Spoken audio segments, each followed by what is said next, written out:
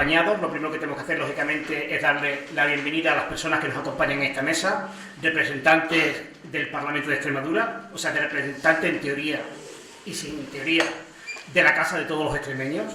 Ellos están en el Parlamento representando al pueblo extremeño. Ellos están allí porque el pueblo extremeño ha querido que estén, obviamente.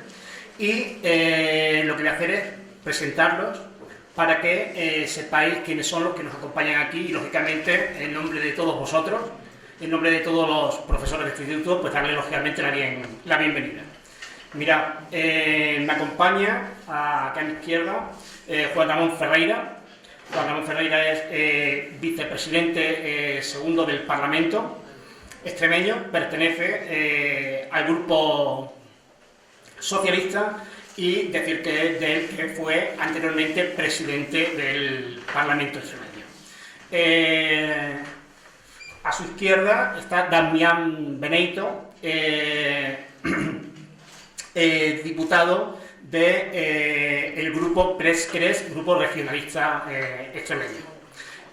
A mi derecha está Virginia Alberdi, diputada del Grupo Parlamentario Popular Extremadura Unida. En el extremo izquierdo de la mesa está Juan Manuel Hernández, diputado del Grupo Parlamentario Socialista, y en la parte derecha de la mesa está Víctor Castro, diputado del Grupo Parlamentario Izquierda Unida Los Verdes. Como veis, tenemos una representación de todos los grupos parlamentarios que representan hoy día a la sociedad extremeña en nuestro Parlamento. Como digo, el Parlamento de todos. Podemos decir, sin equivocarme, que aquí está representado la intención de voto, lo que el pueblo extremeño quiere que les represente en estos momentos en la política de nuestra región. ¿De acuerdo? Bueno, pues sin más dilación, ellos van a hacer una pequeña intervención con la que pretendemos que nos acerquemos más a la realidad del Parlamento extremeño y, a su vez, veamos cómo funciona ese poder legislativo del que todos hemos hablado en las aulas. Toma la palabra, en primer lugar, Juan Ramón Ferreira, como digo, vicepresidente segundo del Parlamento de Extremadura.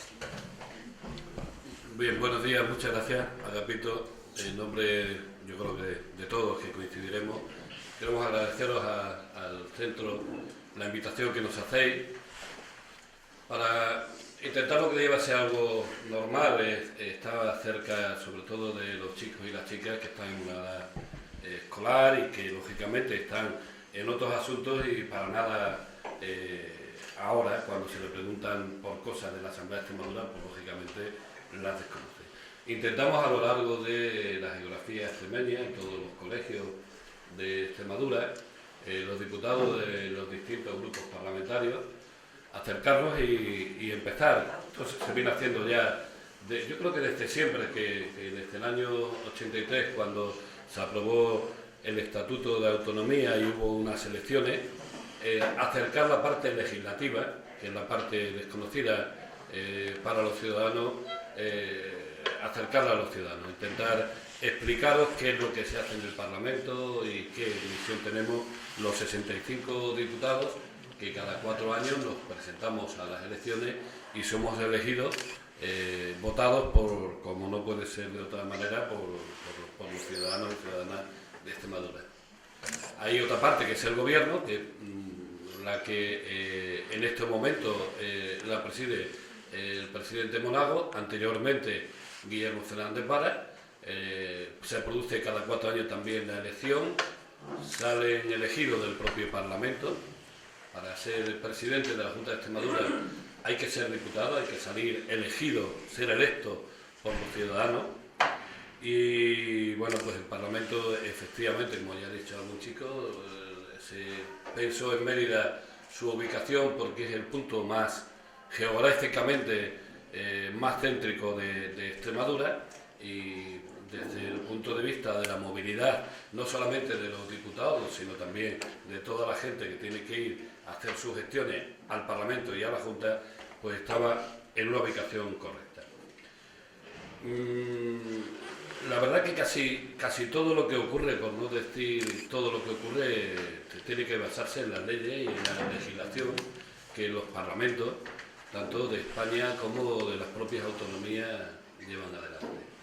Me contaban Hay una parte importante, desde el año 83 para acá, que empezamos a andar un camino en Extremadura y en España, donde se crearon las autonomías. Las 17 autonomías que tienen parlamentos propios, tienen diputados propios y legislan las competencias que afectan a su territorio. Prácticamente la totalidad de los asuntos, no solamente educación y sanidad, prácticamente la totalidad de los asuntos ya están transferidos y por lo tanto es competencia de la propia comunidad autónoma su gestión.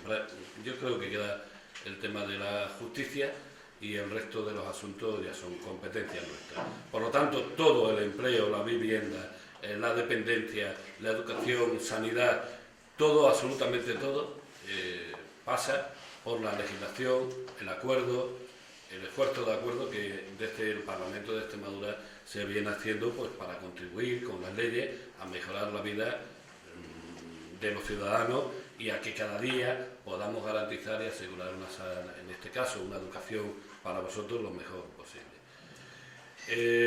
Hay un trabajo intenso. A mí me gustaría que os quedéis, que vosotros mañana formaréis parte de esta mesa.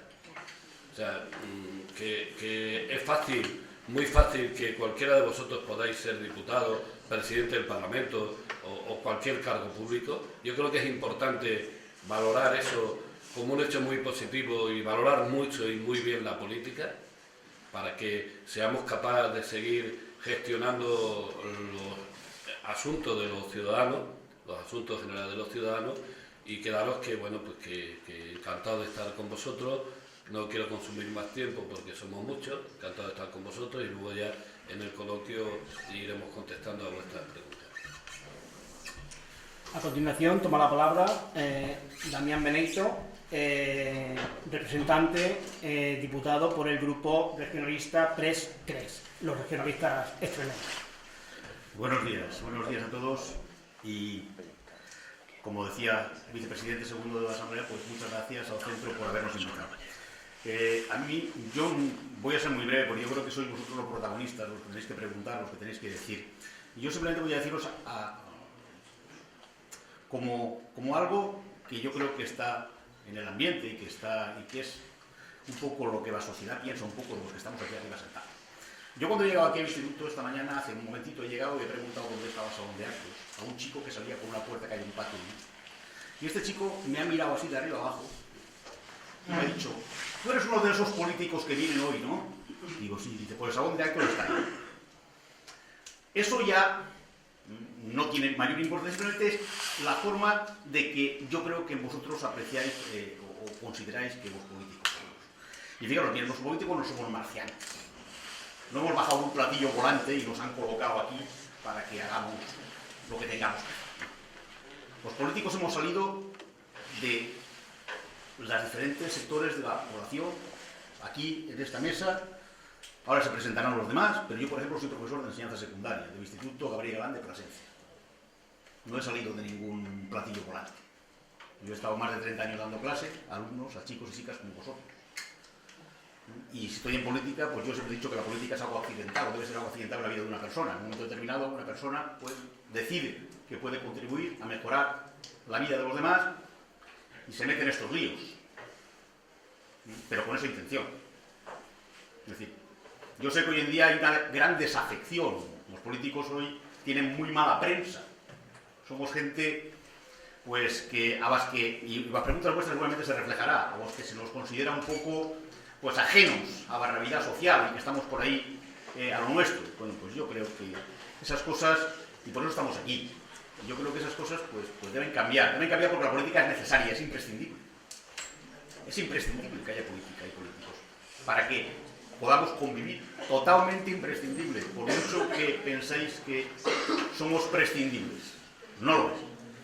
Otra cosa es que los mecanismos para elegir a los políticos pues sean, a lo mejor, más participativos, a lo mejor haya que hacer que se muevan más. Me refiero que no puede estar tanto tiempo dedicados a la política, que la política no sea una profesión y se convierta en algo accidental, como yo decía, la vida de una persona. Pero los políticos somos necesarios y las autonomías, yo creo que para comunidades como Extremadura, y lo dice un diputado regionalista como yo, que cree profundamente en esta comunidad autónoma, las autonomías para comunidades como Extremadura, que seguimos, a pesar del tiempo, estando en la cola de casi todo, yo creo que son muy importantes. A Extremadura había ido mucho mejor con la autonomía que cuando dependía directamente de un gobierno centralista. Y nada más hay que ver lo que se ha conseguido en esta comunidad desde que hay autonomía y lo que teníamos antes. Vosotros sois muy jóvenes y no lo habéis visto, pero seguramente vuestros profesores saben de lo que yo estoy hablando. Es decir, afortunadamente, a pesar de que nos queda mucho para igualarnos a otras comunidades de España, pero si no hubiera sido por las autonomías, estaríamos mucho más lejos de lo que estamos ahora mismo. Y eso yo creo que es algo que, en un momento en que también se discute el tema de las autonomías, pues yo creo que para las comunidades menos favorecidas como la nuestra, la autonomía es imprescindible. Y sin embargo, quienes más la demandan son las comunidades más ricas o que han progresado más, y sin embargo es todo lo contrario. Las que más debemos beneficiarnos de la autonomía somos nosotros, las comunidades menos favorecidas. Yo no quiero cansarlos más. Deciros que los políticos no somos marcianos, todos tenemos nuestra profesión, todos pensamos que en un momento determinado podemos hacer algo para que la gente mejore y que tenemos una autonomía, porque nosotros traemos aquí una autonomía que ha permitido que muchas cosas que no teníamos ahora las tengamos. Es decir, entiendo que aún estamos muy lejos del ideal, pero yo creo que con el tiempo, si las palabras resignación y conformismo desaparecen del vocabulario de los extremeños, conseguiremos muchas cosas. Y en los primeros que tiene que desaparecer es en vuestro vocabulario. No se puede ser conformista y se puede estar resignado a situaciones que no son las más adecuadas. Yo creo que tenemos que empezar a pensar en Extremadura a lo grande. Y los primeros que tenéis que pensar a lo grande sois vosotros. Nada más y muchas gracias. Muchas gracias. Interviene a continuación Virginia Alberdi, diputada del Grupo Parlamentario Popular Extremadura Unida. Muchísimas gracias. Como bien he dicho, soy representante del Grupo Parlamentario Popular. En primer lugar, pues me gustaría dar las gracias por esta invitación, por querer que os acompañemos hoy y os expliquemos realmente pues, lo que llevamos haciendo durante unos meses con motivo del 30 aniversario del Parlamento de Extremadura, que no es otra cosa que explicaros por los centros y a todos vosotros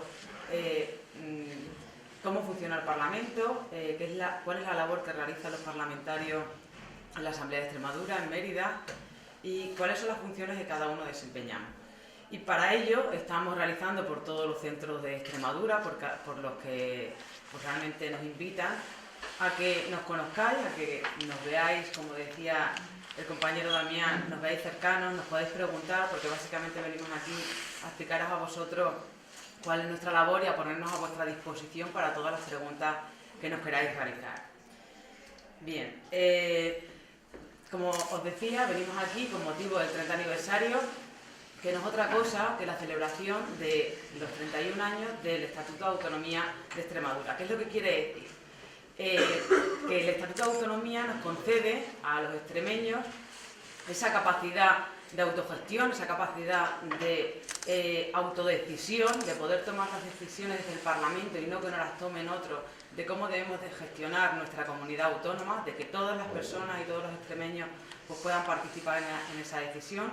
Y para ello pues, se eligen cada 4 años pues, los 65 diputados que conforman la Cámara del Parlamento Regional.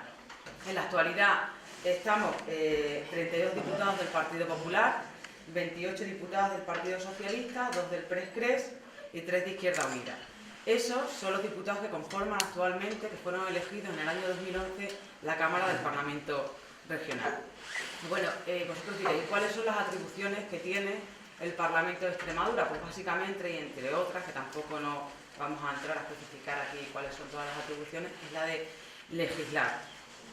Y tiene la potestad también de aprobar pues, los presupuestos cada año en nuestra comunidad autónoma. Allí es donde se debate bueno, pues, cuáles van a ser las partidas presupuestarias que van a tener las distintas consejerías y a qué se va a destinar. Cada grupo parlamentario pues, realiza una serie de enmiendas o realiza una serie de propuestas, para que lo entendáis, de a qué se debe destinar esas cuantías presupuestarias a las distintas consejerías. Los órganos de gobierno del Parlamento de Extremadura pues son, en primer lugar, es el presidente, que es el que dirige las sesiones plenarias en el Parlamento de Extremadura, y luego pues estaría la mesa del Parlamento, que es como el órgano interno que lo organiza internamente, que está constituido por el presidente, los 2 vicepresidentes y 2 secretarios. Luego estaría también la Diputación Permanente, que son aquellos diputados que se consideran que están incluidos en la Diputación Permanente, que es cuando termina pues la legislatura hasta que se conforma un nuevo Parlamento, pues son los que se quedan en la Diputación Permanente. Por lo tanto, y resumiendo, porque tampoco no quiero extenderme mucho, yo quiero que nos preguntéis a nosotros. El Parlamento, el funcionamiento del Parlamento está constituido en sesiones plenarias, tenemos 2 plenos al mes, y luego tenemos una serie de comisiones, que hay una comisión al mes de cada tipo de comisión. Yo, por ejemplo, estoy en la Comisión de Agricultura, soy portavoz de Medio Ambiente, también estoy en la Comisión de Educación, y llevo algunos temas o de universidad o de patrimonio, y también estoy en la Comisión de Hacienda. Cada uno de los diputados que estamos aquí estamos en distintos tipos de comisiones y tenemos asignadas una serie de áreas.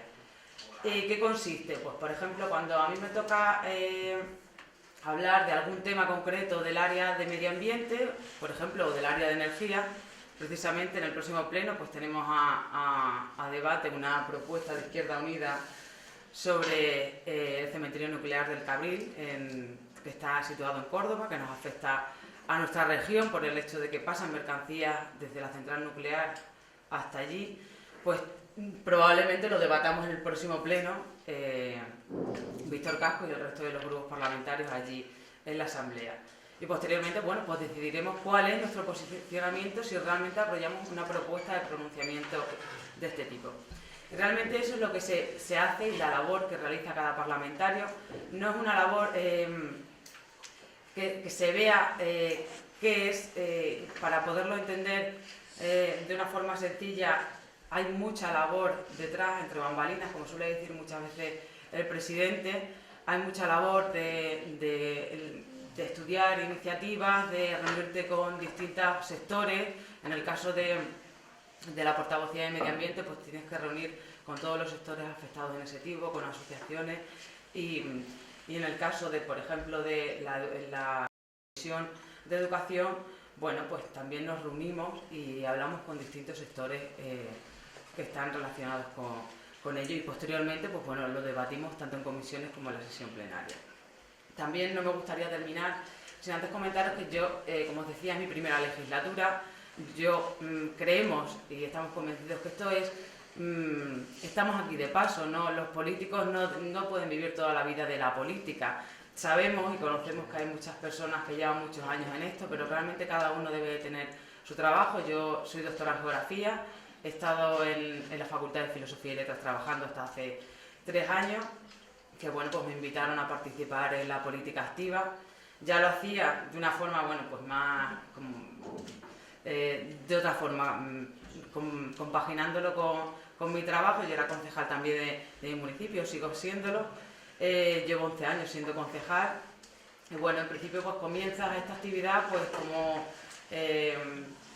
como ocio, como quererte implicar en una serie de cosas, porque realmente esto es vocación, es estar al servicio de los demás, es intentar mejorar y solucionar las cosas, porque cuando se ven desde otro punto de vista la gestión que se está haciendo en el gobierno o el trabajo que se está haciendo en el Parlamento, cada uno pensamos que nosotros lo podríamos hacer de una forma distinta, o que tal vez no llevaríamos a cabo esa serie de acciones. Pues bueno, pues cuando me lo propusieron, pues dije que sí, de querer entrar en la lista del Parlamento, y bueno, nos presentamos hace 3 años y ahí estamos trabajando como hacemos todos los grupos parlamentarios, y desde luego lo que hacemos es estar a vuestra disposición, a que también os invito a que participéis con nosotros en las redes sociales, porque prácticamente todos estamos en las redes sociales. Tenemos Twitter, tenemos Facebook, tenemos correos electrónicos, nos podéis escribir, podéis comentarnos cualquier cosa que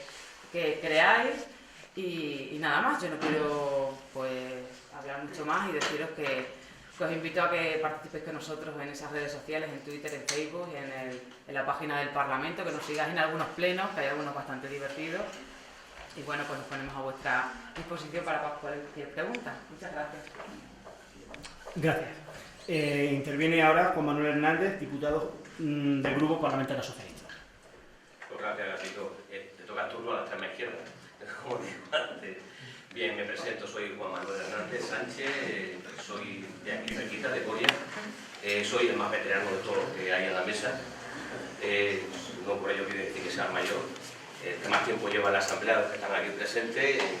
Yo, mi inicio en la asamblea fue en la 4ª legislatura, o sea que cuando se cumpla esta, la 8ª, habré cumplido 20 años de diputado en la Asamblea de Extremadura.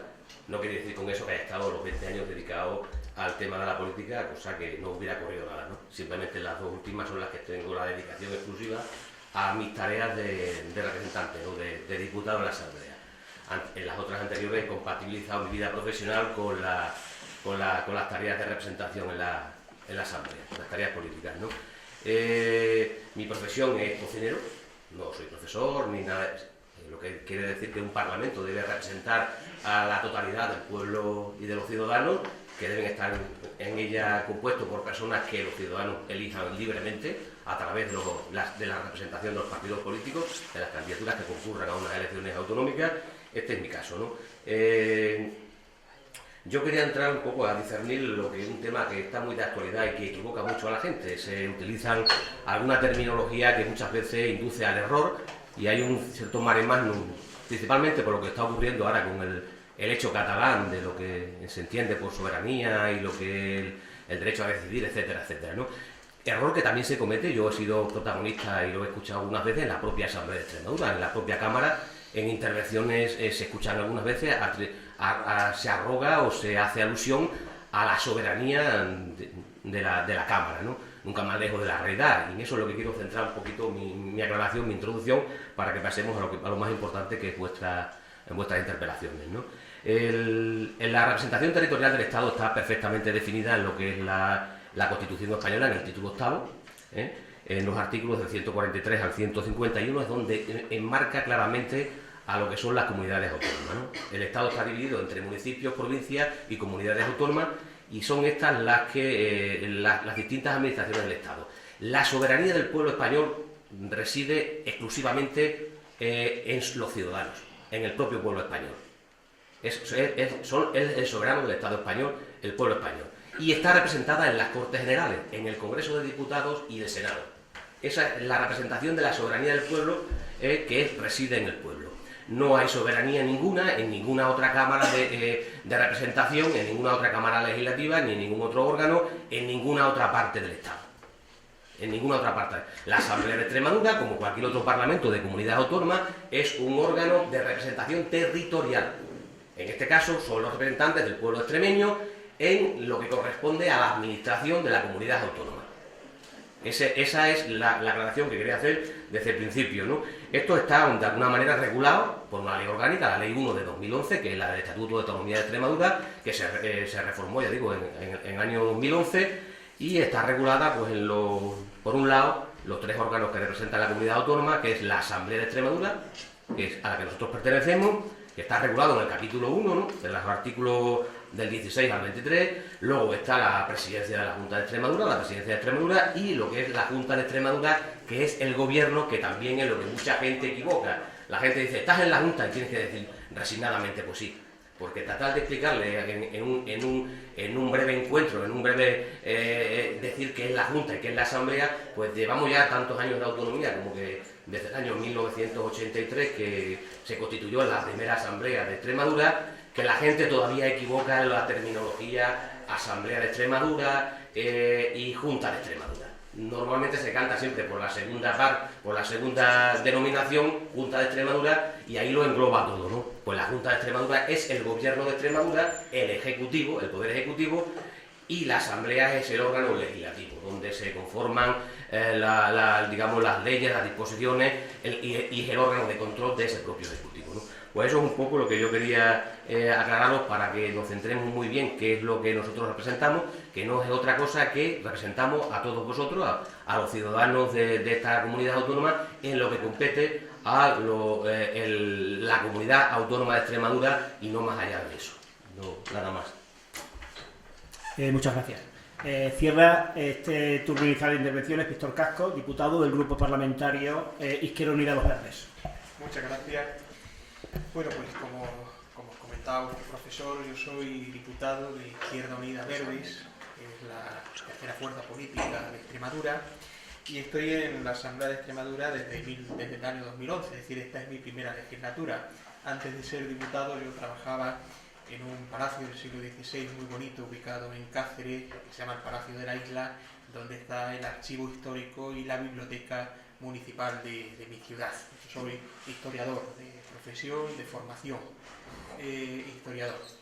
Bien, nosotros somos una fuerza política relativamente joven, nació en 1986, y de la que forman parte tres grandes corrientes. Nosotros somos republicanos y somos republicanos socialistas, republicanos comunistas y ecologistas. Esas son las tres patas que forman parte de la coalición de Izquierda Unida Verdes. Y somos relativamente jóvenes en política, aunque dentro de Izquierda Unida existe un partido, como el Partido Comunista, que nació en 1923 y tiene muchos años de historia.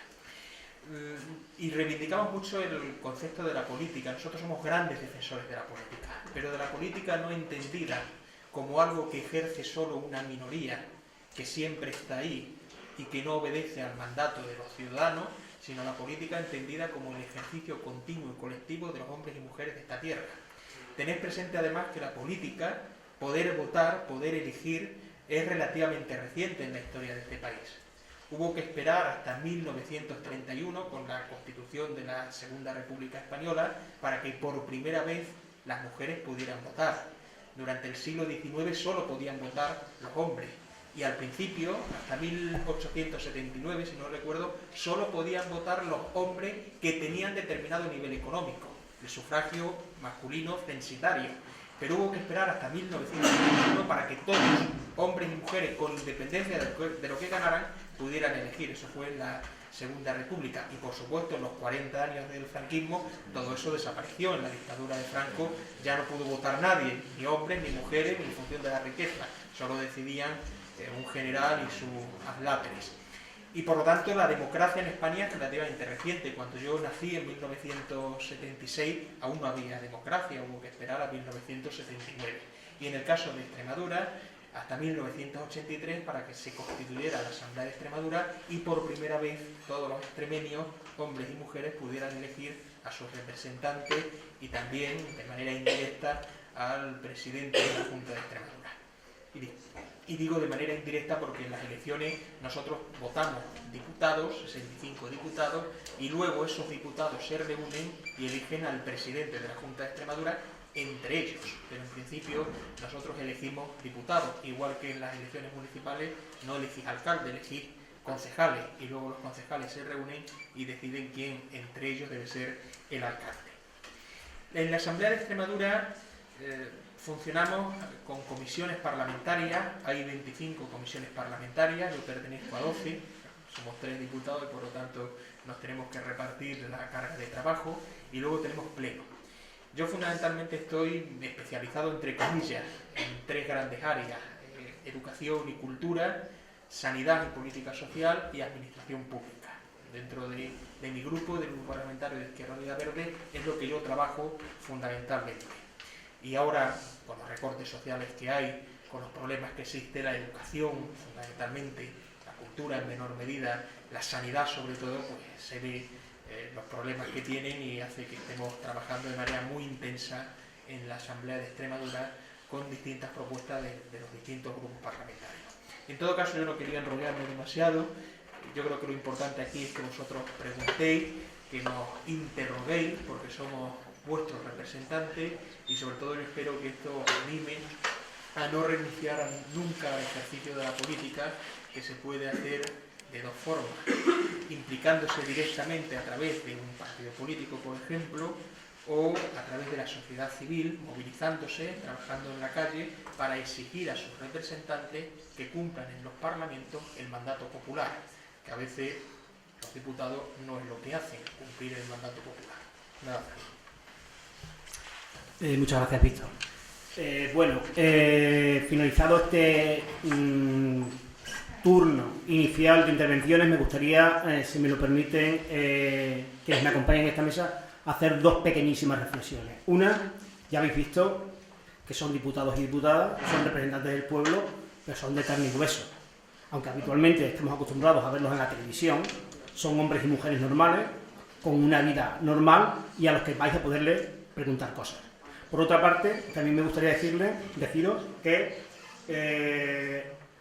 igual que dos buenos amigos pueden ser uno del Madrid y otro del Barcelona y se llevan bien y salen juntos y hablan y se ríen, ellos son de ideologías diferentes, pertenecen a formaciones políticas diferentes, pero como veis son personas normales con un trato afectivo y cordial entre ellos. No tiene nada que ver lo que tengan dentro de su cabeza, su ideología, con el comportamiento y el trato entre unos y otros. No se pegan ni nada de eso, ¿vale? Afortunadamente. Y ya por último deciros que realmente hoy vosotros sois unos privilegiados porque tenéis ante vosotros apenas 2-3 metros a políticos. Algo que mucha gente en la sociedad le gustaría tener. ¿Cuántas veces hemos escuchado expresiones de me gustaría decirle esto al político tal o al político cual, o me gustaría proponerle determinada cosa? Bueno, pues es vuestro momento, sois los protagonistas, aquí los tenéis, y sabemos que están encantados de responder a vuestras preguntas. Ojalá todos en este país, en cualquier otro país democrático, pudiera dirigirse con la cercanía que vosotros lo podéis hacer hoy a cualquier político. ¿De acuerdo? Así que iniciamos el turno de preguntas. Levantáis la mano y os damos paso.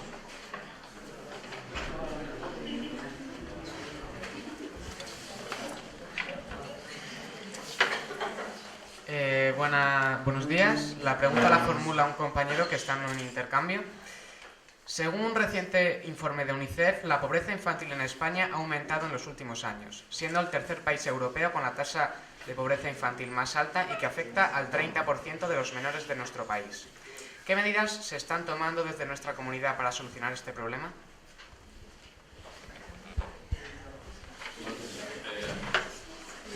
Este pleno, precisamente, hay una pregunta de un grupo parlamentario, del grupo socialista, que le pregunta al presidente del gobierno por exactamente esa cuestión, ¿no?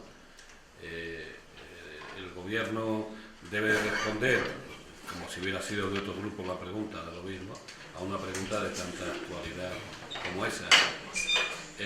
Por lo tanto, este jueves los grupos parlamentarios tendrán la información directa de qué es lo que está haciendo la Junta de Extremadura en esta materia y cómo piensa combatir un problema tan grave como el que los datos están dando en la comunidad autónoma, en un asunto lógicamente de una magnitud importante. Es el gobierno el que debe dar esa respuesta y el Parlamento debe instar al gobierno a que tome medidas para que esos datos y esas encuestas desde luego cambien y se resuelvan esos problemas que dan las encuestas. Es un poco mi opinión al respecto y no sé, Cristina o algún compañero. ¿Te va a responder también? Sí. Bueno, sabéis que ese informe, lo primero que ha hecho el gobierno de Mariano Rajoy es negarlo. Aquí no hay pobreza infantil, no hay problema, la gente vive muy feliz, estamos en la Arcadia. Pero evidentemente Caritas, que está a pie de trabajo y lo conoce, y cualquier persona que se acerque, probablemente no, a lo mejor en un pueblo como pueda ser Moraleja, donde las redes de solidaridad familiar son más amplias, pero en grandes ciudades, en Madrid por ejemplo, en Barcelona, la pobreza está en cada esquina, ¿no? Se aprecia y se ve. Desde que empezó la crisis nosotros hemos rescatado a los bancos, hemos rescatado a los grandes empresarios, estamos rescatando ahora las autovías, pero los ciudadanos parece ser que no cuentan, ¿no? Eso se los rescatará más adelante, dentro de 5 o 10 años. Nosotros vemos la situación muy grave de la pobreza infantil. En Extremadura hay varias cosas en las que hemos estado trabajando. Como legislativo hemos hecho una ley que se llama la Ley de Renta Básica. Se aprobó hace ya 9 meses en la Asamblea de Extremadura, que tiene que garantizarle a toda familia que no tiene empleo y no tiene recursos un mínimo.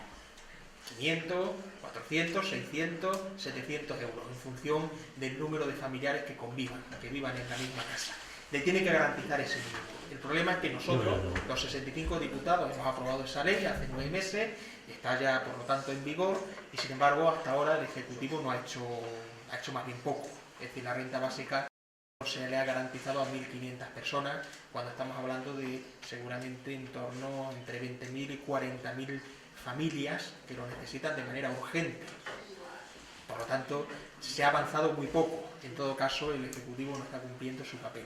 Y otra de las iniciativas que sí se hizo en su momento, y nosotros vamos a proponer que continúe en el próximo periodo estival, es abrir los comedores infantiles, los comedores escolares, durante el verano para las familias que no tienen recursos. Para muchas familias que viven en barrios marginales, el comedor escolar era la garantía de que sus niños pudieran comer todos los días. Así de dramática la situación, y por lo tanto nosotros quisimos que durante el verano, que cerraban los colegios y por lo tanto también cerraban los comedores, eso siguiera. Eso se hizo, se han mantenido abiertos colegios, comedores escolares, y nosotros pretendemos que también siga abierto durante este periodo estival. Sí, me gustaría también hacer algunos apuntes con respecto al tema que nos ha planteado hoy aquí. La verdad es que nos parece muy interesante y eso es una cuestión que todos los partidos políticos realmente están muy preocupados por ello. Lo que respecta a Extremadura, que es lo que a nosotros también pues, nos compete, como ya decía también Víctor, es la primera vez que aquí en Extremadura gobierna un gobierno del Partido Popular. Y es la primera vez en Extremadura que un gobierno del Partido Popular pues, pone en marcha una renta básica. Tradicionalmente aquí se había estado prometiendo rentas básicas y sí que es cierto que se daban ayudas de emergencia como eran las AISE, pero las AISE no eran unas ayudas que bueno, pues podían llegar a toda esa población. Y conjunto también con Izquierda Unida, que nos apoyó en la elaboración de la renta básica, pues se ha elaborado la renta básica.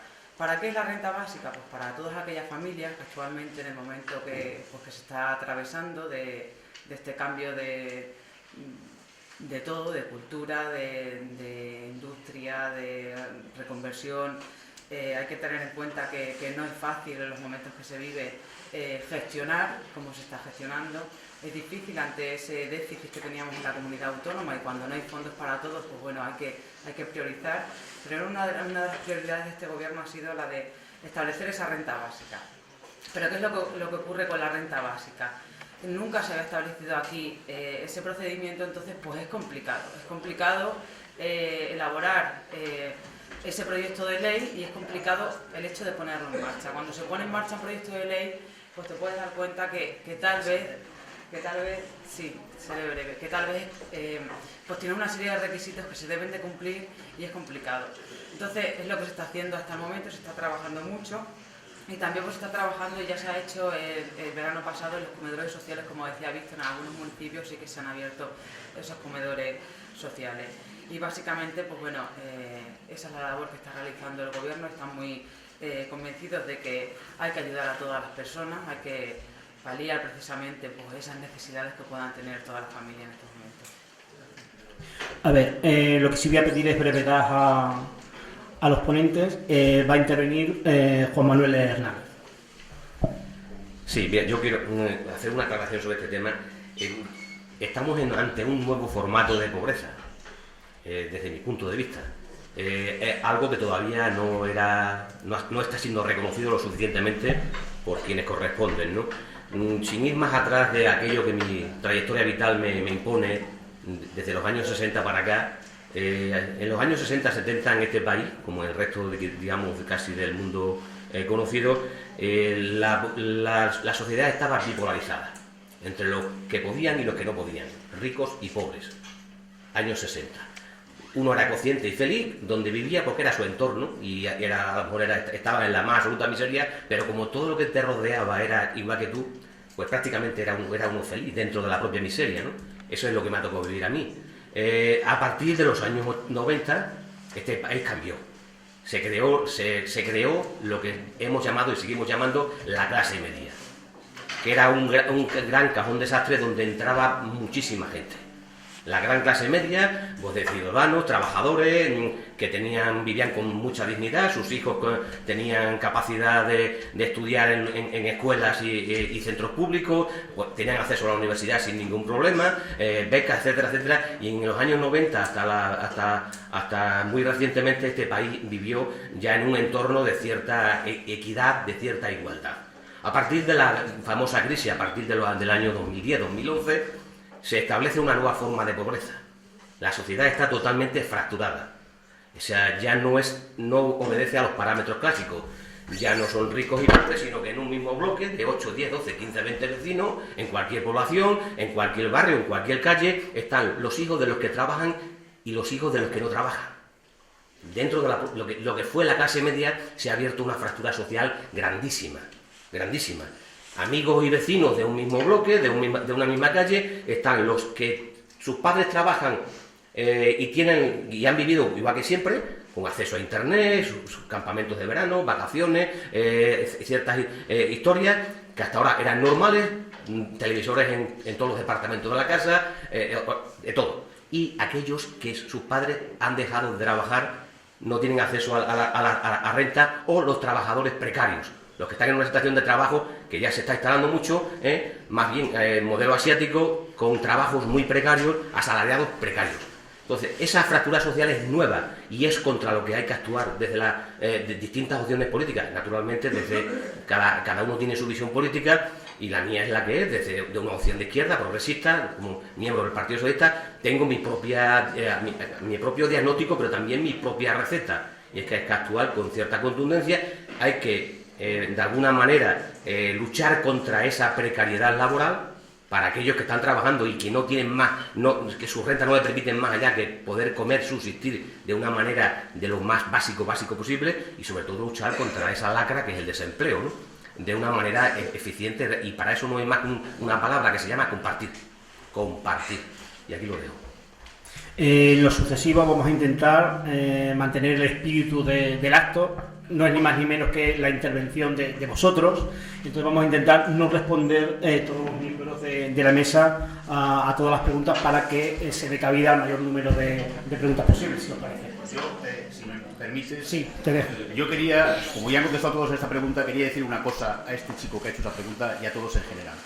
Fijaros bien, no se trata solamente de hacer políticas de subsistencia para que los pobres coman, porque eso es pan para hoy y hambre para mañana.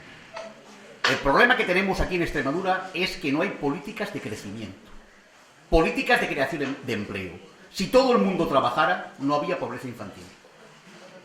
Seguro que no. Seguro que no. El problema es el paro. El problema es la falta de empleo. El problema es la falta de industrialización de nuestra comunidad autónoma. El problema es la falta de creación de riqueza. Políticas de subsistencia hay que hacerlas porque no podemos dejar que la gente se muera. Pero esa no es la solución, La solución son políticas de creación de riqueza. Y si no hacemos esas políticas en esta comunidad autónoma, vamos a seguir teniendo pobreza infantil. Aquí y en cualquier otro sitio de España o del mundo.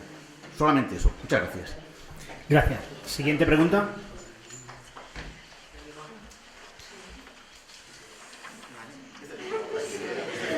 Es que soy portavoz. No. Dice portavoz. Hay compañeros que están en intercambio en Francia y tienen la... Adelante. ¿Por qué nos seguimos endeudando más? Pregunta. Adelante, Víctor. Esa complicada, esa es muy difícil de explicar.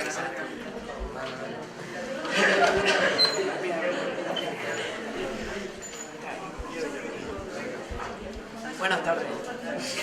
A ver. Venga. ¿Creen que con este sistema tan corrupto podemos salir de la crisis? A ver. Como veis, apuntan fuerte. Sí, apuntan muy fuerte. Además, voy a hilarlo con la primera y la segunda, porque nos intentamos si podemos salir con este sistema corrupto. Con este sistema corrupto no se puede salir de ningún sitio. Nosotros somos partidarios de salir de la crisis como hicieron en Islandia, que juzgaron a sus banqueros y sus grandes empresarios que habían defraudado, los metieron en la cárcel y decidieron rescatar a los ciudadanos. Por ejemplo, condonaron la deuda de todas las familias para que pudieran permanecer en su casa y no fueran desalojadas, como estamos viendo todos los días en todas las ciudades. Por lo tanto, esa es la mejor salida de la crisis.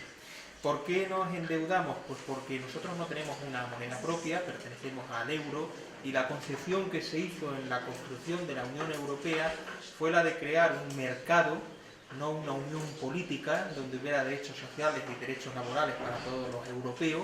Aquí fundamentalmente lo que había preeminencia era por las políticas monetarias, por el intercambio de mercancías dentro de la Unión Europea y no por el intercambio de derechos sociales entre los ciudadanos. Y nosotros nos endeudamos porque con el dinero funcionamos con una ficción. El dinero que realmente existe no es el que funciona en las economías. Los países, las empresas funcionan con dinero irreal, con dinero que no existe, con dinero que no es tangible y por lo tanto tienen que estar continuamente refinanciándose. Nosotros le debemos fundamentalmente a los bancos franceses y los bancos alemanes. Son con los que España tiene la mayor deuda. No podemos pedir a un banco central europeo público, antes podíamos pedir al Banco de España dinero y por lo tanto pagábamos pocos intereses. Ahora no puedes hacerlo, tienes que pedir a bancos privados que te ponen un interés del 8 o del 10%, depende de lo que negocies. Y por lo tanto, todos los años, cada vez que vas pidiendo dinero, va aumentando tu deuda progresivamente. Bien, aquí en el año 2010 se hizo una modificación de la Constitución, ahora que se critica tanto a los catalanes porque están planteándose hacer algo inconstitucional, pues aquí se reformó la Constitución española en 15 días, en agosto, entre el Partido Popular y el Partido Socialista, para que fuera una prioridad el pago de la deuda de las empresas privadas y del Estado, con los bancos alemanes y franceses fundamentalmente, y por lo tanto desde entonces constitucionalmente estamos obligados a poner los intereses de los grandes bancos por encima de los intereses de los ciudadanos. Gracias. Siguiente pregunta. A ver, el portavoz del Jalama. Mucha gente hoy día comparte una preocupación que yo personalmente también la tengo y la pregunta es la siguiente.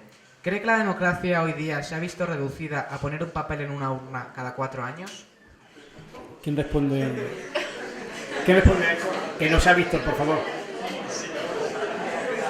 A ver, por favor. Por favor, silencio. Esa es una pregunta, Por favor. muy interesante. Pero vamos a ver si yo soy capaz de darle la respuesta justa. El acto de votar cada 4 años o cada el tiempo que sea es, en este sistema que tenemos, digamos que es el acto más importante. Lo que pasa es que yo creo que los ciudadanos tampoco estamos demasiado concienciados de que cuando depositamos una papeleta dentro de una urna, estamos diciendo muchas cosas con ese papel.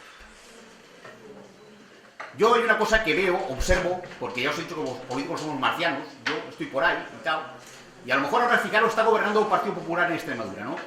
Y ves hablas en los sitios y tal, y resulta que nadie ha votado al Partido Popular. Nadie lo ha votado. Oye, ¿cómo está gobernando el Partido Popular en Extremadura si nadie lo ha votado? Pues nadie, todo el mundo niega la mayor, que se vaya a votar. Eso no es que signifique mucho, pero significa que el hecho de votar, aunque sea cada 4 años, es algo tan importante y que debe hacer que los ciudadanos, antes de meter un papelito ahí dentro de la urna, pensemos qué es lo que estamos haciendo con ese voto. Pero eso no es lo único que da la democracia. La democracia no es eso. La democracia es la posibilidad de participar en aquellos asuntos que afectan a tu barrio, a tu ciudad, a tu provincia, a tu comunidad autónoma o a tu estado, o incluso a Europa. Tú tienes que tener esos mecanismos para poder.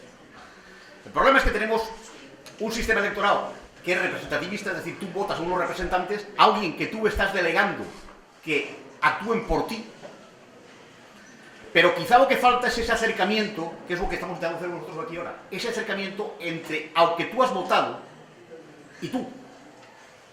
Porque si le preguntamos a la gente quién es tu diputado, o qué diputado es el que... La gente no los conoce.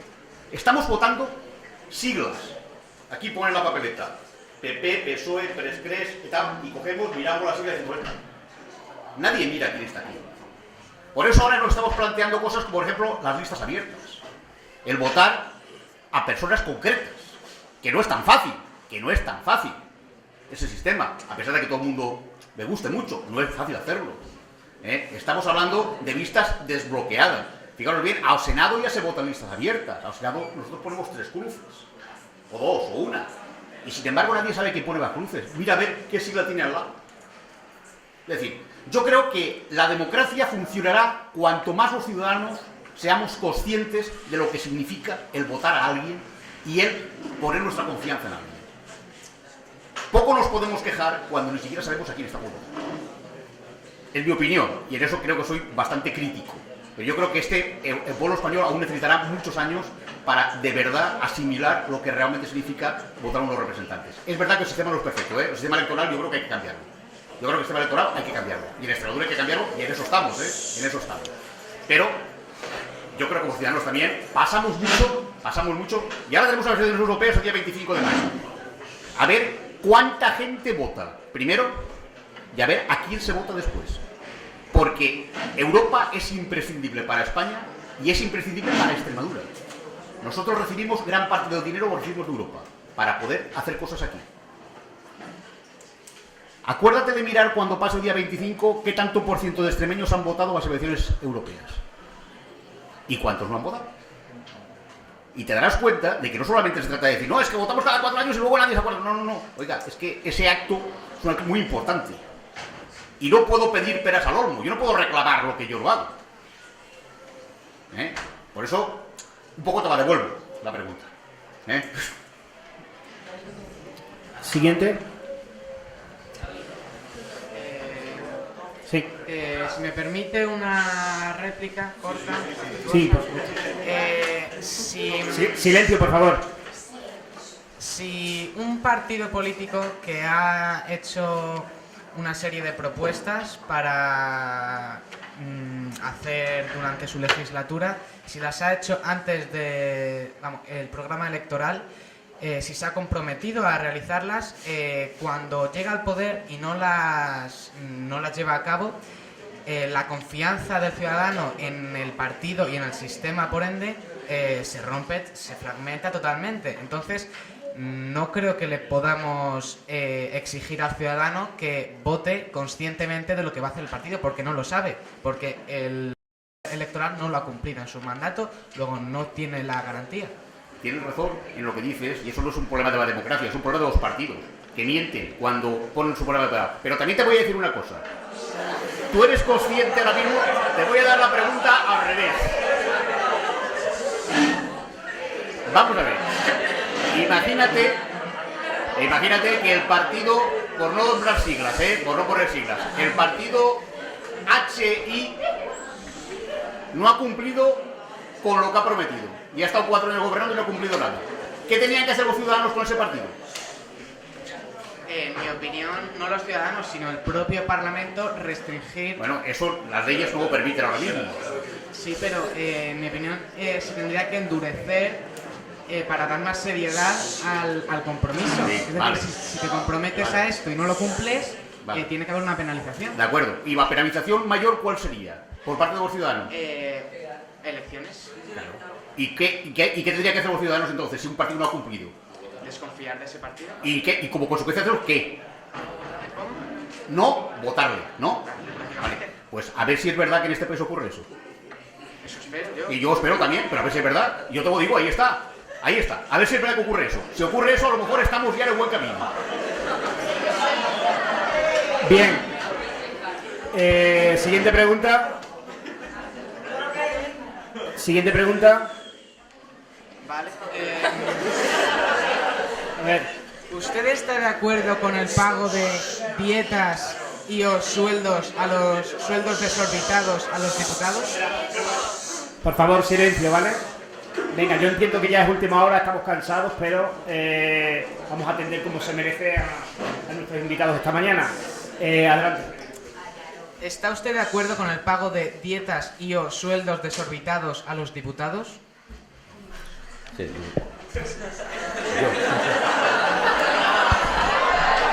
Juan Manuel, brevedad, por favor, ¿vale? Sí. Me presto... Silencio, por favor.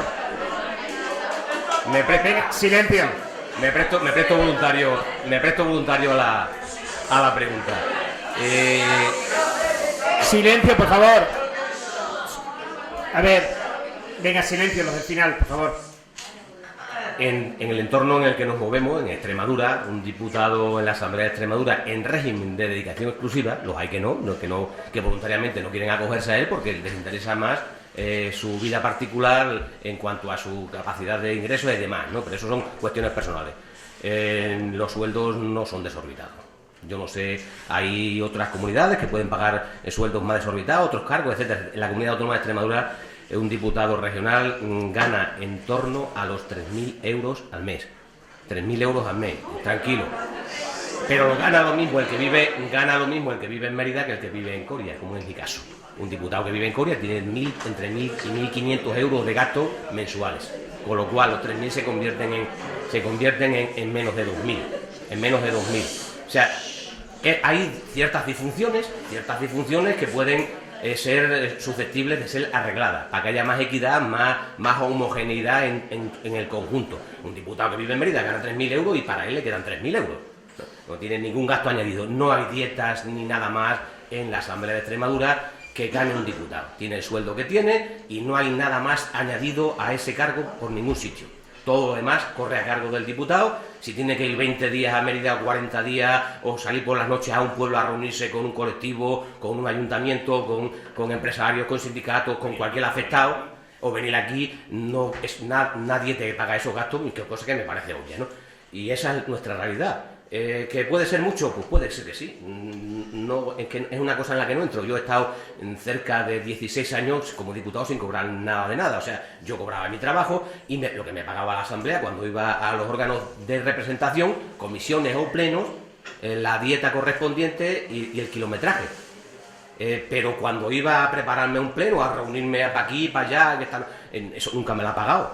Ni cuando estoy con dedicación exclusiva, ni cuando he estado sin dedicación exclusiva, ¿no? Esa es nuestra realidad. Otra realidad bien es verdad que hay en torno a eso una leyenda urbana, digamos, protagonizada por ciertos grupos, que lo que menos le interesa es la democracia, y la mejor manera de acabar con la democracia es demonizando a la política y a los políticos, y en esa trampa es la que no debemos caer.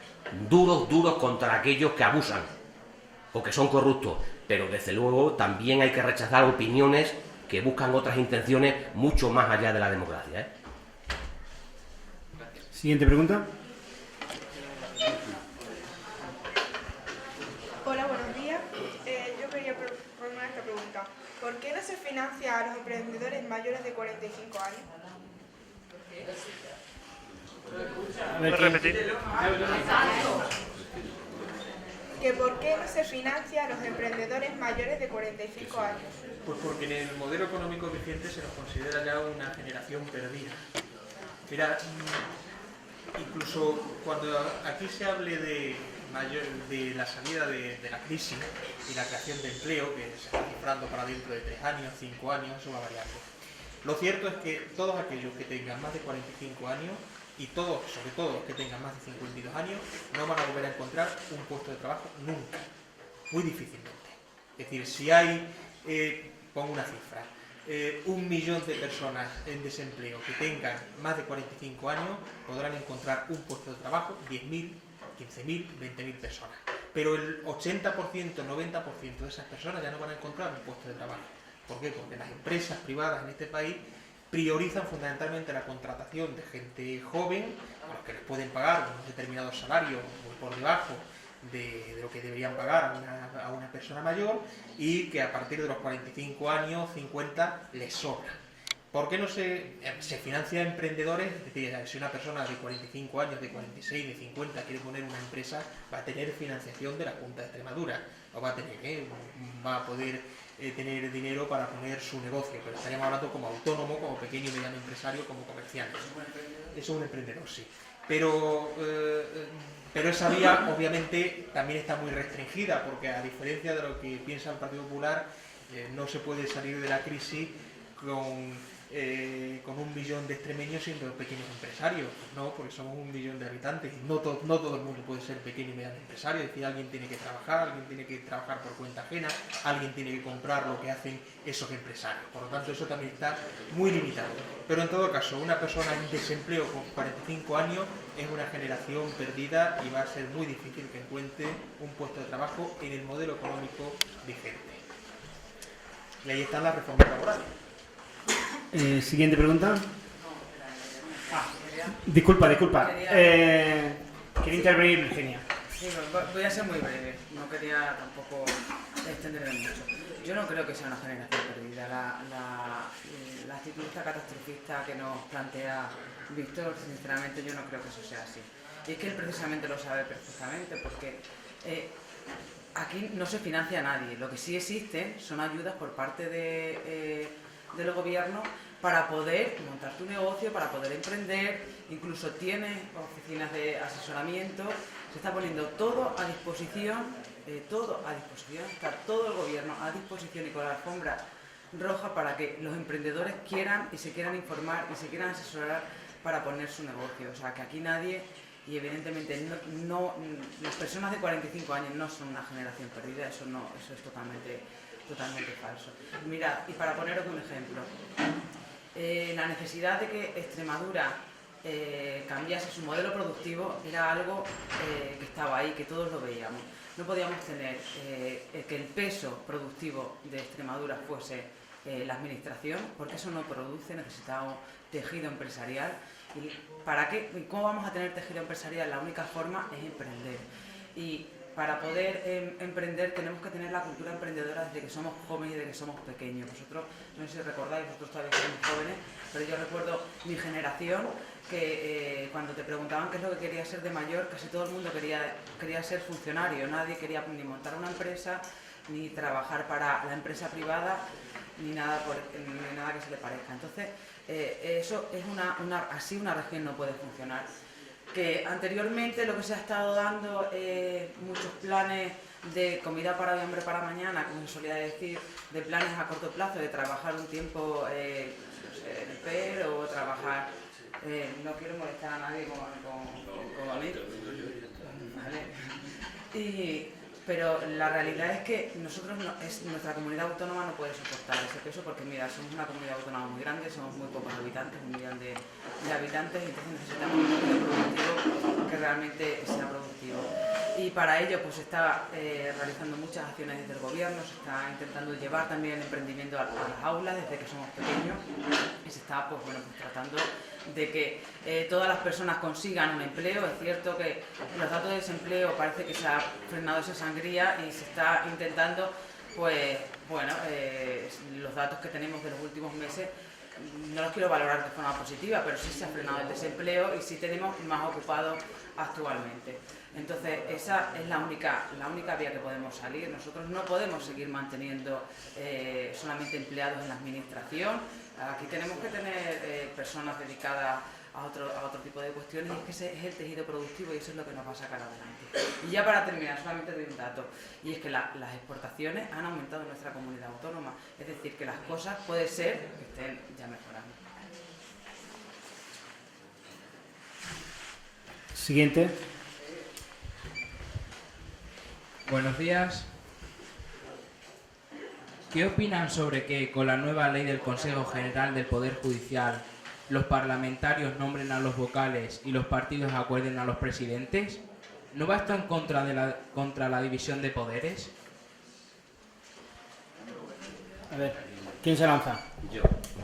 Juan Manuel te responde. Soy el portavoz de Justicia e Interior en la Asamblea de Extremadura por parte de mi grupo. Esto es complejo a la hora de analizarlo, ¿no? Y hay opiniones dentro de una misma fuerza política, entre los que, como yo, entienden de que el poder, lo dije al principio, la soberanía reside en el pueblo, en los ciudadanos, y sus legítimos representantes son aquellos que han sido votados por ellos, son sus legítimos representantes, son los que ostentan la capacidad de elegir a ciertos órganos, Si no se convierte en un lobby, en un grupo endémico que al final nadie decide sobre ellos. La justicia, claro que es independiente en este país, por supuesto, y en todos los países democráticos. La división de poderes está claramente definida entre lo que es el poder legislativo, que ordena con la promulgación de leyes, todo el ordenamiento jurídico de un país, el poder ejecutivo, que es el encargado de ejecutar eso, y el poder judicial, que es aquel encargado de que se cumplan las leyes que han aprobado los representantes del pueblo en las Cortes Generales. Entonces, los órganos de gobierno de los jueces, hablamos de órganos de gobierno, de gobierno. Los que gobiernan a los propios jueces, no los que imparten justicia. El concepto de justicia es mucho más amplio. Lo ostenta un juez con su capacidad, pero no es quienes gobiernan a los jueces y quienes ostentan ciertas jerarquías. Yo creo, desde mi punto de vista, que deben ser promovidos y deben ser nombrados por los órganos que el pueblo ha votado democráticamente y no que se conviertan en un grupo particular y endémico que se elijan entre ellos, como pasaba aquí en este país, que se decía, para acceder a ellos tiene que ser hijo del cuerpo, ¿no? Pues yo contra eso me rebelo, siempre me he rebelado, luché contra eso y sigo pensando igual que pensaba antes.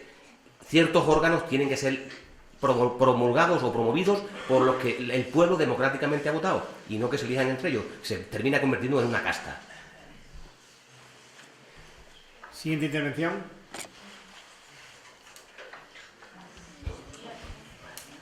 ¿Qué opinión le merece la ley de seguridad ciudadana? Pues muy mala. Y al final la han tenido que modificar porque algunos de los preceptos que tenían eran claramente inconstitucionales. La ley de seguridad ciudadana, además un ministro pues muy vinculado al sector más conservador, del Opus Dei más conservador del gobierno, surgió como una respuesta a las movilizaciones ciudadanas, a la preocupación que tenían por el hecho de que los hombres y mujeres estaban empezando a salir masivamente a la calle, con las actividades de las plataformas contra la hipoteca, las actividades del 15M, rodea el Congreso, las manifestaciones. Entonces, con ideas peregrinas que han querido ir formulando hasta crear en Madrid una especie de manifestródromo donde solo se pudieran hacer allí las manifestaciones, lo que no tiene ningún sentido porque cuando uno hace una manifestación o hace una huelga, fundamentalmente lo que quiere es colapsar una ciudad, porque si no, no tiene sentido hacer una manifestación, no hacer un paseo, es un acto de rebeldía política que está legalizada en la Constitución actual. Entonces, frente a esas movilizaciones ciudadanas, el gobierno se quiere sacar de la manga una nueva ley de la seguridad que limite el derecho de manifestación ciudadana. Nosotros somos muy críticos y la ley actual al final han quitado muchos artículos que eran inconstitucionales, ya lo habían avisado los juristas, aún así sigue siendo mala. Y nosotros lo que planteamos es lo siguiente: es tan constitucional elegir a diputados para que te representen en un parlamento como hacer una huelga, como hacer una manifestación. Forma parte de los derechos fundamentales y por lo tanto una manifestación o una huelga es una expresión política que está, repito, en igualdad de rango que unas elecciones, porque también las elecciones es expresión política. El pueblo puede expresarse políticamente eligiendo a sus representantes, yendo a una huelga o yendo a una manifestación o formando parte de colectivos sociales. Forma parte de los derechos fundamentales, por eso la ley de seguridad del ministro Fernández no tiene ningún sentido y si al final sale, incluso con las mejoras que tiene, probablemente terminará en el Constitucional. Desde luego Izquierda Unida, imagino que el PSOE también lo llevaremos al Constitucional. Siguiente intervención. ¿Qué opina de la posición que ha ejercido Monago en contra de su partido en torno a la ley de aborto? Por alusiones, considero que debe contestar Virginia, ¿verdad? La verdad es que esa es muy buena pregunta. No sé si me pregunta qué es lo que opino yo personalmente, pero una cosa que hay que tener clara, es que por el hecho que seas del mismo partido político no tienes el por qué también opinar exactamente lo mismo. ¿Qué es lo que ha dicho el presidente del gobierno? El presidente del gobierno simplemente le ha dicho que no podemos nosotros coartar la capacidad de decisión de ninguna de las mujeres. Y que eso lo debe decidir una mujer. Y no puede tener un marco normativo en el que se indique si tiene que abortar, si no tiene que abortar y qué es lo que tiene que hacer. Él ha pedido debate, él ha pedido que se consensúe una ley, que se llegue a consensuar en el Congreso de los Diputados por todos los grupos parlamentarios, porque esto es un tema muy delicado en el que, bueno, pues hay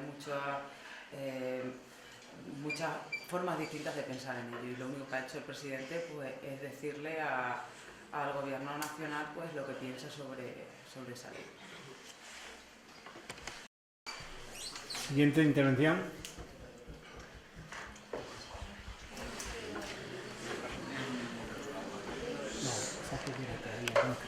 La gente está cada vez más cansada de tanta corrupción entre los políticos.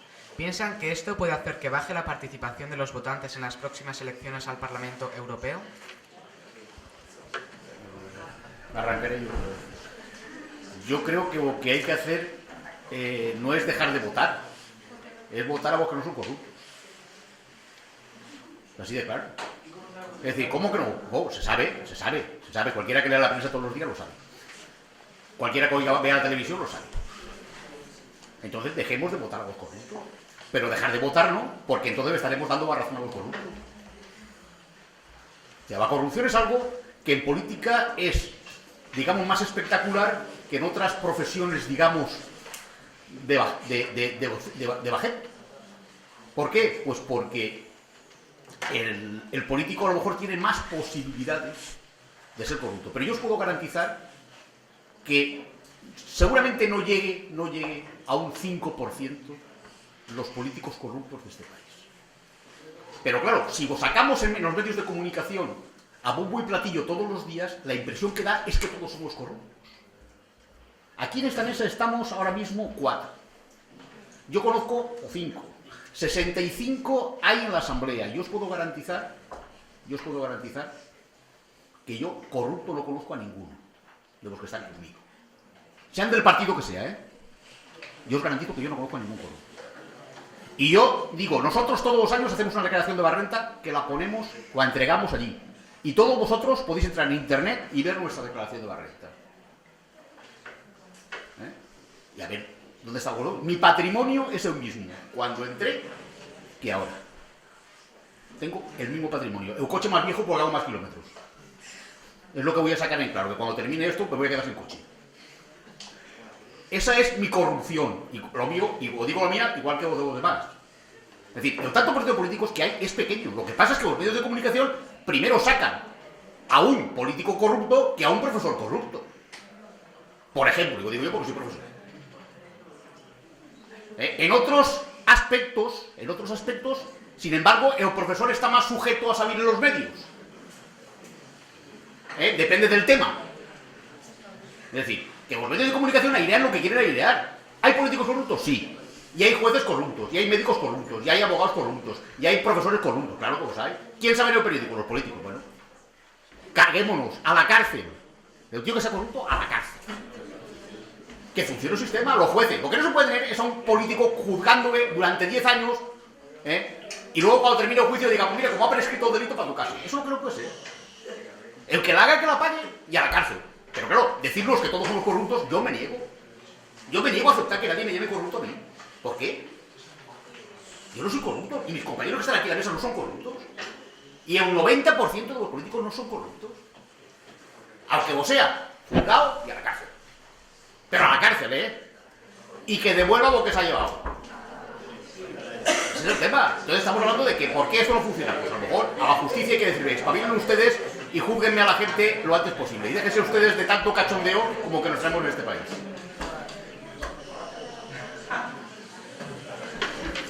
Siguiente. A ver, ¿alguna intervención más? A ver, están revisando el papel los portavoces del Jalama. Y el resto, que no tiene papel delante, tenéis una oportunidad de oro. Decir a un político lo que pensáis, lo que queréis preguntarle. Aprovechar la ocasión. A ver, Imanol.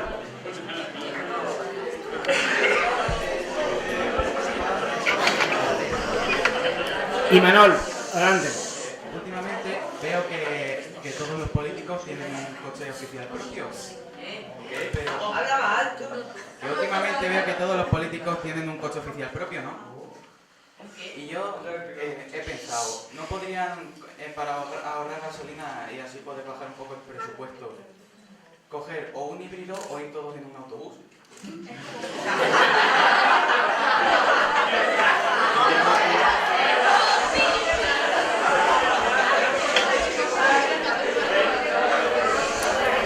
Silencio, por favor. Silencio. Silencio, por favor. Imanol, Víctor te responde. Te voy a demostrar de manera muy sencilla Este es mi coche oficial. Este es el coche oficial que yo tengo. Es una tarjeta que pone Cáceres, Mérida, mes regional, abril, Renfe. Yo voy todos los días a Mérida, por eso tengo una tarjeta mensual. Voy todos los días en tren. Por supuesto me pago yo la tarjeta, me cuesta 125 euros al mes. Si yo voy a Mérida todos los días en tren, no tengo coche oficial. Y en Izquierda Unida ninguno de los diputados tiene coche oficial. En el PRESCRE ninguno de sus 2 diputados tiene coche oficial. En el PP tiene coche oficial el portavoz y en el PSOE tiene coche oficial el presidente, Guillermo Fernández Vara. El resto de diputados del PP y del PSOE tampoco tienen coche oficial. Eso es una leyenda también urbana que se ha generado.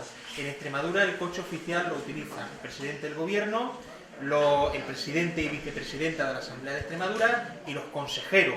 Son los que tienen coche oficial. El resto de diputados nos trasladamos, los que tienen coche en su coche particular, los que no tenemos coche ni carnet de conducir, como en mi caso, dependemos del transporte público, del transporte urbano, en mi caso el tren, porque soy muy romántico y prefiero el tren al autobús, y en fin, cada uno, pero no es cierto que los políticos en Extremadura tengan coche oficial, hay muy poco. Otra cosa en otras comunidades que sí es cierto, por ejemplo en Madrid, los concejales, en fin, que es una exageración y habría que limitar. Y Manuel, también te va a responder Juan Manuel. Sí, puntualizar lo que ha dicho Víctor, que coincido plenamente con él. Nosotros en Extremadura, al igual que prácticamente en todas las comunidades autónomas, lo del coche oficial es una leyenda urbana, clara. Yo llevo en política desde el año 79. He ejercido cargo público desde el año 83. En mi ayuntamiento en Coria fui concejal durante 12 años, he sido diputado provincial 8 años y voy a ser diputado regional 20 años. Algunas de los cargos solapados, ¿no? No he conocido nunca un coche oficial, nunca. Nunca he tenido un coche oficial, ni he participado en un coche oficial. Yo hago entre 80 y 100.000 kilómetros al año. Entre 80 y 100.000, me dura un coche 3 años. Coche que compro yo, lo pago yo con mi sueldo, que os apuntaba al principio, ¿no? Y nunca nadie, he tenido nunca esa oportunidad. Como dice Víctor, en Extremadura son contadísimas las personas, los cargos públicos que disponen de un coche oficial, que es una cosa que también tenemos que hacernos a la idea, que eso quizás no sea ser un síntoma de derroche ni nada, todo lo contrario, todo lo contrario.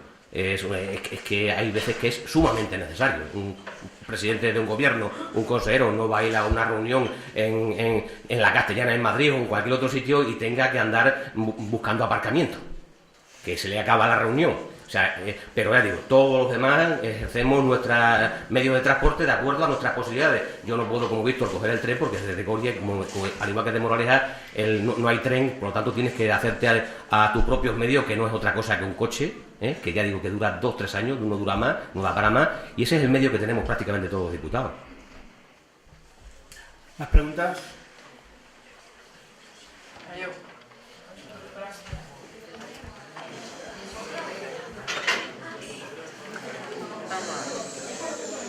¿Qué opina usted del gran número de cambios de las leyes de educación?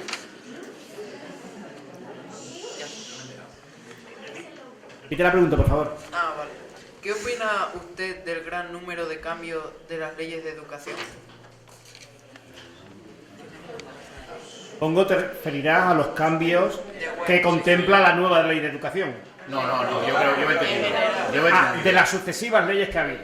Vale. Pues mira, eso yo creo que es el gran fracaso de la clase política de este país. Cuando tenemos que cambiar, y aquí hay muchos profesores que han pasado ya por distintos leyes educativas y han tenido que cambiar simplemente porque cambiaba el gobierno de turno. Yo creo que la educación es algo tan universal, tan básico, que no puede estar sujeto a que el gobierno de turno cambie la ley en función de criterios ideológicos. La educación tiene que ser algo más amplio. Y la educación tendría que haber un gran consenso nacional donde se hiciera una ley de educación que fuera duradera en el tiempo. Porque esa sería la forma de que ese problema que tenemos del fracaso escolar y otros problemas que hay en los centros de enseñanza, y aquí hay muchos profesores que lo saben, se quitaran. Y por eso digo que eso es, para mí, el fracaso de la clase política, de los partidos políticos.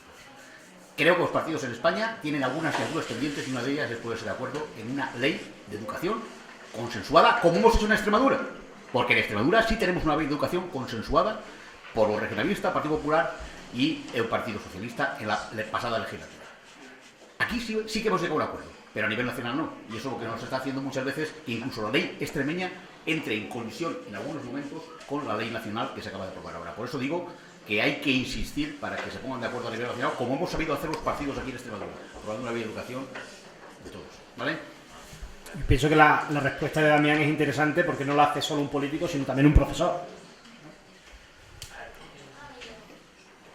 A ver, ¿más preguntas? Adelante. Venga, animaos el resto. Me va a disculpar el diputado, me parece que del Partido Socialista parlamentario, que ha dicho que un presidente, vamos, un diputado, un presidente creo que ha dicho, que era difícil o complicado que fuera a una reunión, por ejemplo, en el Paseo de la Castellana con su propio coche, que tendría que estar buscando sitio para aparcar. Mi pregunta es, ¿el resto de la gente acude a reuniones en el Paseo de la Castellana y en cualquier otro sitio donde pueda haber tráfico y aparca? Va un rato antes, aparca. Entiendo que la profesión de un político, un presidente, tiene una agenda apretada y tiene muchas ocupaciones, pero es un poco incongruente que teniendo tantas ocupaciones tengan unas vacaciones de Semana Santa más largas que las del alumnado. Sí, por imaginarnos podemos imaginar al rey buscando aparcamiento también, ¿no me entiendes? O sea, la imaginación da muchas posibilidades, pero pongamos los pies en el suelo. Estamos hablando de gente que representa y tiene que ostentar el cargo con dignidad, con cierta capacidad de movimiento y con cierta capacidad de maniobra.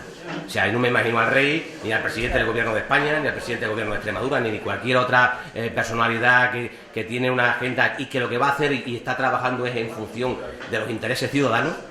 Partiendo de ahí, otra cosa es que luego sea así o no sea así, tiene que estar en cierta manera con una autonomía para ejercer su trabajo. No me imagino yo a ninguna figura del poder político y judicial y todo en este país y en ningún país del mundo en la que esos altos representantes pues tengan que ir por la calle de alguna manera desvalijados, ¿no? Yo creo que por imaginarnos, pues nos vemos al rey por ahí buscando el día del desfile de las Fuerzas Armadas, al rey buscando aparcamiento por ahí por el centro de Madrid para llegar a tiempo al desfile de las Fuerzas Armadas o a cualquier recepción de una autoridad extranjera, pues de igual manera.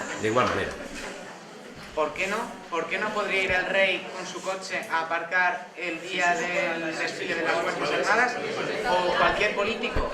Si antes ha dicho el vicepresidente segundo del Parlamento que eran personas de carne y hueso, que no eran marcianos, que eran personas correctas. Vale. Si son personas de carne y hueso, ¿por qué no pueden ir como el resto? Porque también ha dicho que necesitan, dado su cargo público y que representan a la ciudadanía, necesitan tener una dignidad. Me parece absolutamente digno buscar aparcamiento en una ciudad. Es que somos plebeyos indignos, el resto. Me va a perdonar que me cebe con usted, pero me parece curioso simplemente. Yo, simplemente un detalle. Eso se puede ver en la clase política, pero sin embargo, en un alto empresario que puede ir rodeado, ese sí tiene derecho, o un banquero, que también trabaja con los medios que la ciudadanía le pone al alcance. No, un banquero no es una persona que lo que tiene lo ha hecho él a sí mismo y se lo ha ganado en un casino, no. Lo ha hecho con el dinero, con el esfuerzo de miles y miles de ciudadanos. Y sin embargo a esa persona, pues incluso su ostentación es casi digna de admiración por parte de los ciudadanos, no precisamente en este momento, pero hace 3 días sí, era digno de admiración. Un gran empresario, un gran banquero, o cualquier otra un futbolista. O sea, un futbolista que sí tiene derecho a ir a los entrenamientos con un A8.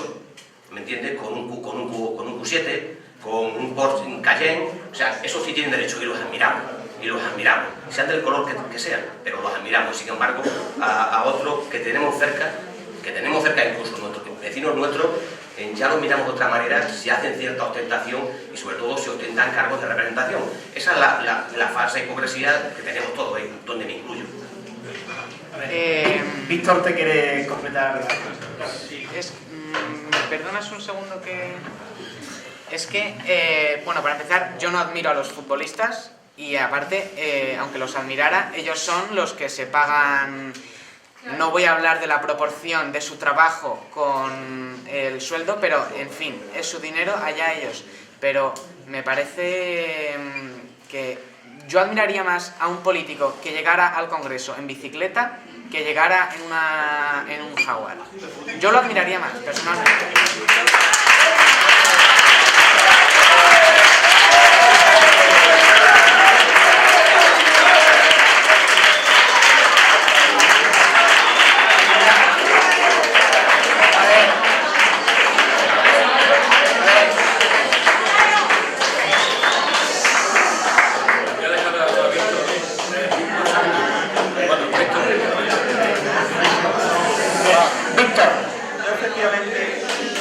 Pasaría nada porque todos los políticos fueran por sus propios medios, entre otras cosas porque permitiría que la política estuviera más a pie de calle. Cuando hace muchos años a Zapatero le preguntaron cuánto valía un café, dijo 80 céntimos, revelaba un tremendo desconocimiento de lo que se vivía a pie de calle, porque no estaba acostumbrado, pues ya muchos años sin comprar el pan, sin tomarse un café fuera del Congreso de los Diputados, que efectivamente vale 80 céntimos, sin ir por la calle que un ciudadano le pare y le cuente su vida. Yo creo que sí sería, nosotros no tendríamos ningún problema y además lo hemos propuesto, con lo cual menos problemas, que efectivamente los coches oficiales deberían desaparecer.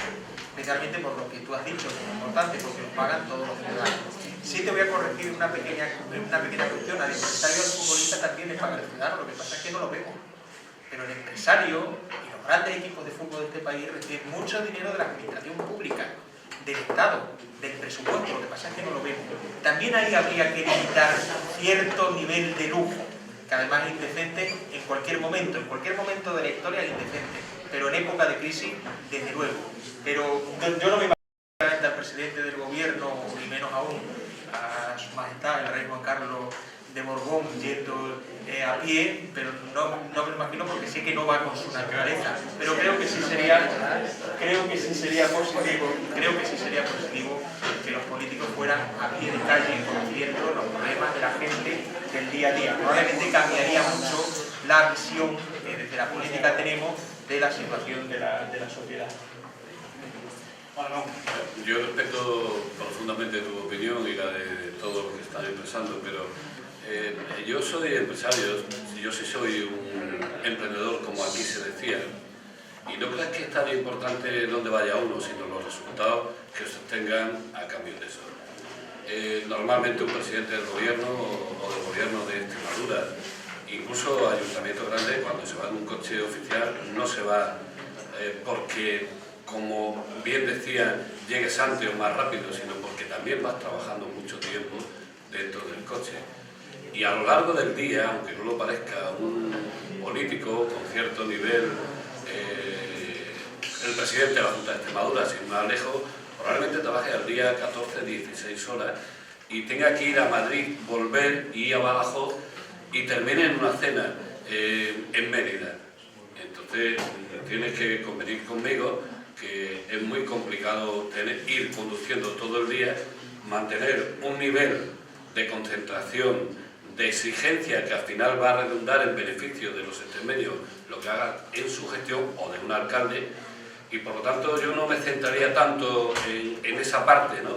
Respeto la opinión, pues yo creo que los políticos somos gente de calle. Yo no conozco a ningún político que no pise la calle y que no esté con la gente. Otra cosa es que cuando vas a trabajar y tienes que dedicarle a ese día 12 horas y tienes 8 actos y tienes que hacer gestiones y tienes que moverte, te puedo asegurar que el presidente de la Junta, el actual, el anterior y el anterior, que yo los conozco, en el coche van trabajando permanentemente. Bien sea vía redes sociales, bien sea teléfono, pero se trabaja, y mucho. Por lo tanto, respeto esa opinión, pero no la comparto, porque igual que en la empresa privada,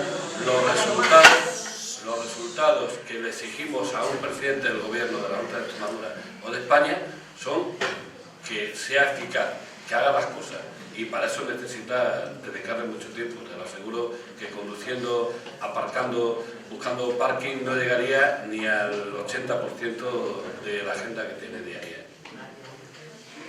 Hay una cosa que no han dicho, y yo te voy a decir, y es el concepto de seguridad.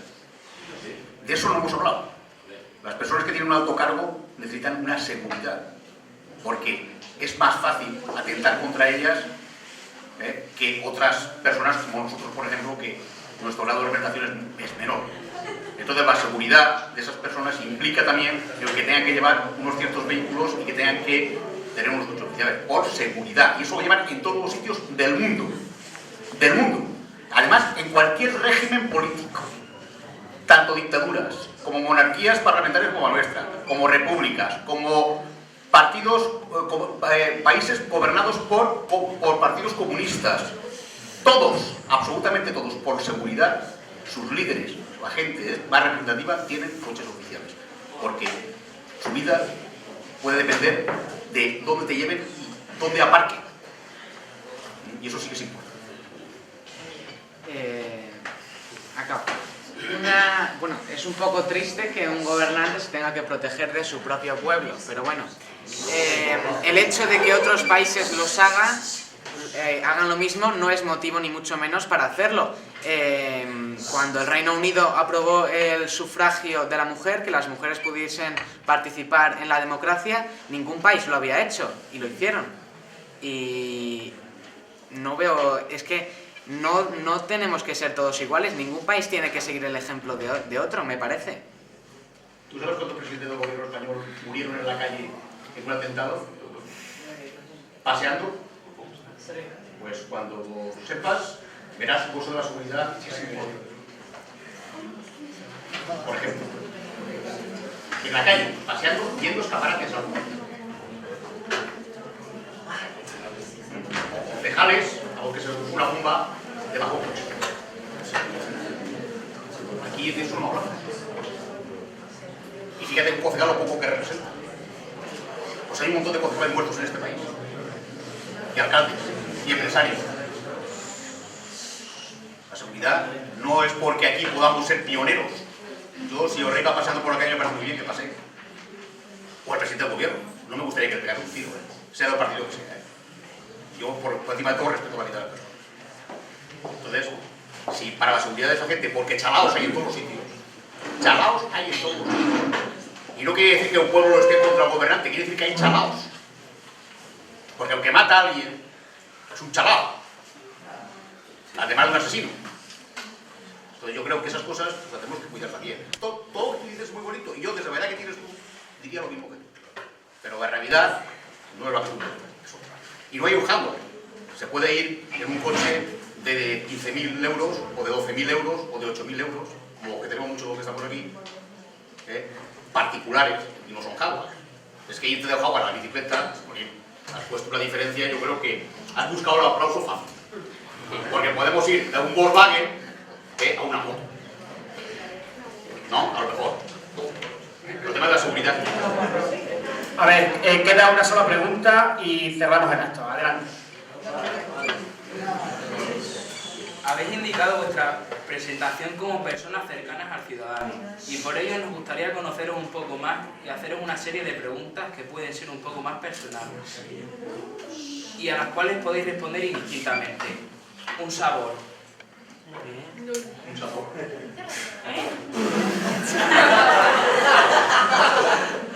A ver, un sabor y un sabor. Fresa. Para mí es picante.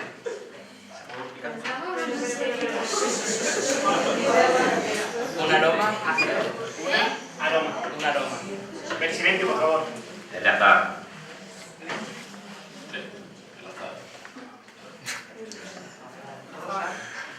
Un paisaje.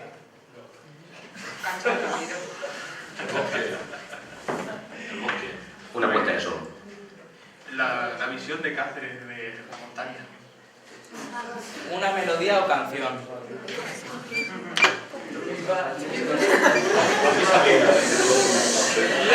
Silencio, por favor.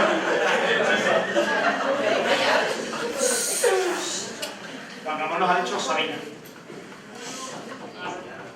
Una película que recomendar. No, 8 minutos.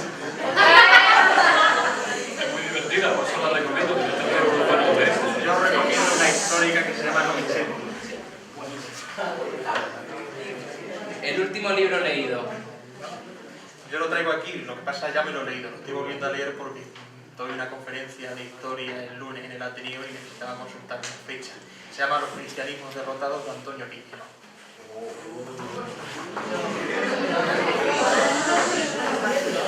Ninguno de vosotros conoce quién es Antonio Piñero ni sabéis de qué va el libro, ¿no?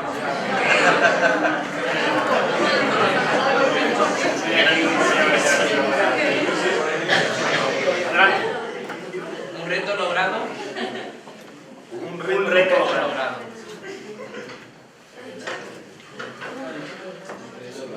Un reto logrado. Bueno, un reto logrado puede ser el cumplir un reto de tener un objetivo como subir a una montaña y cumplirlo, ¿no? Pues yo, por ejemplo, ese que he cumplido. Ese para mí fue un reto. Subí al Pic Almanzor en un tiempo determinado con un grupo de gente y lo cumplimos. Un sueño no alcanzado.